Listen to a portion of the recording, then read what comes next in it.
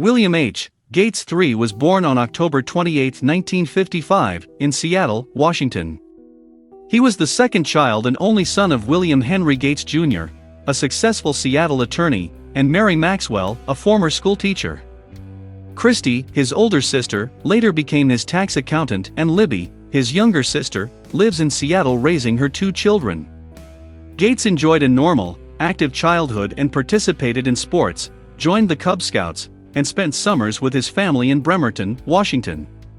Although Gates's parents had a law career in mind for their son, he developed an early interest in computer science and began studying computers in the 7th grade at Seattle's Lakeside School. Lakeside was a private school chosen by Gates's parents in the hopes that it would be more challenging for their son's intellectual drive and curiosity. At Lakeside, Gates came to know Paul Allen, a classmate with similar interests in technology who would eventually become his business partner. Immediately, Gates and Allen realized the potential of the young computer industry. Early experience. Gates's early experiences with computers included debugging, eliminating errors from programs for the Computer Center Corporation's PDP-10, helping to computerize electric power grids for the Bonneville Power Administration, and founding with Allen a firm called Trafo Data while still in high school. Their small company earned them $20,000 in fees for analyzing local traffic patterns. While working with the Computer Center's PDP-10, Gates was responsible for what was probably the first computer virus, a program that copies itself into other programs and ruins data.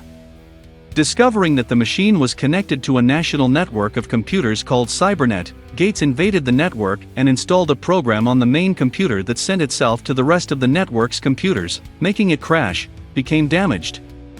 When Gates was found out, he was severely punished, and he kept away from computers for his entire junior year at Lakeside.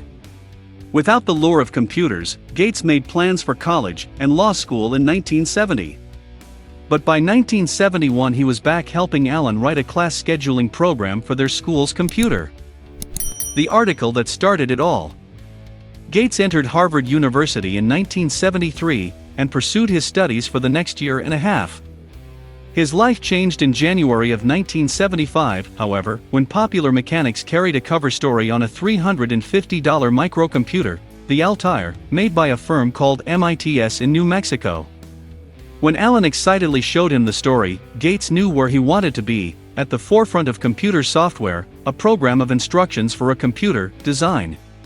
Gates dropped out of Harvard in 1975, ending his academic life, and beginning his career as a software designer.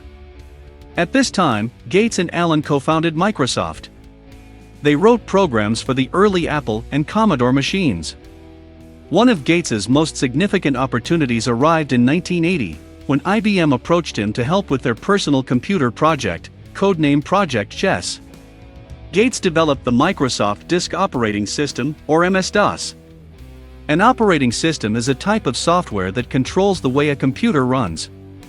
Not only did he sell IBM on the new operating system, but he also convinced the computer giant to allow others to write software for the machine. The result was the rapid growth of licenses for MS-DOS, as software developers quickly moved to become compatible with, able to work with, IBM.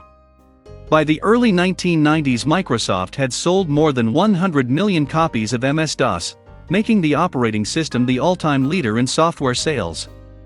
For his achievements in science and technology, Gates received the Howard Vollum Award in 1984 from Reed College in Portland, Oregon. Gates's competitive drive and fierce desire to win has made him a powerful force in business, but it has also consumed much of his personal life. In the 6 years between 1978 and 1984, he took a total of only 2 weeks vacation.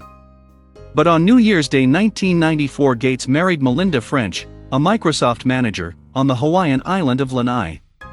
The ceremony was held on the island's Challenge golf course, and Gates kept it private by buying out the unused rooms at the local hotel and by hiring all of the helicopters in the area to keep photographers from using them.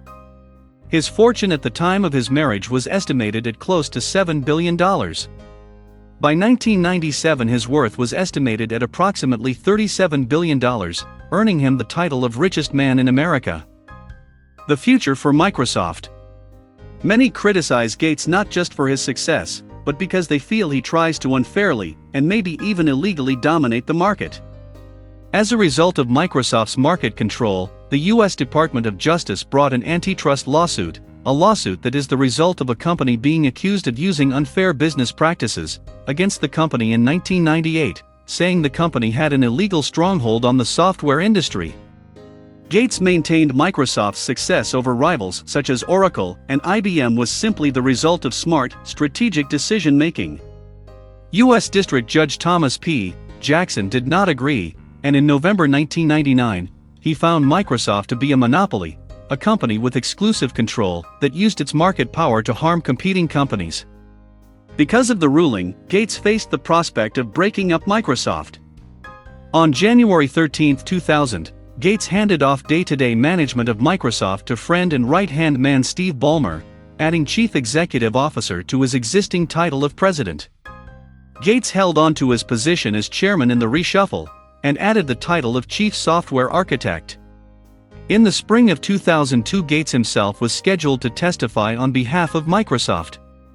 The final ruling on the fate of Microsoft has the potential to be a landmark decision on the future of the computer industry. Gates is philanthropist. Aside from being the most famous businessman of the late 1990s, Gates also has distinguished himself as a philanthropist, someone working for charity.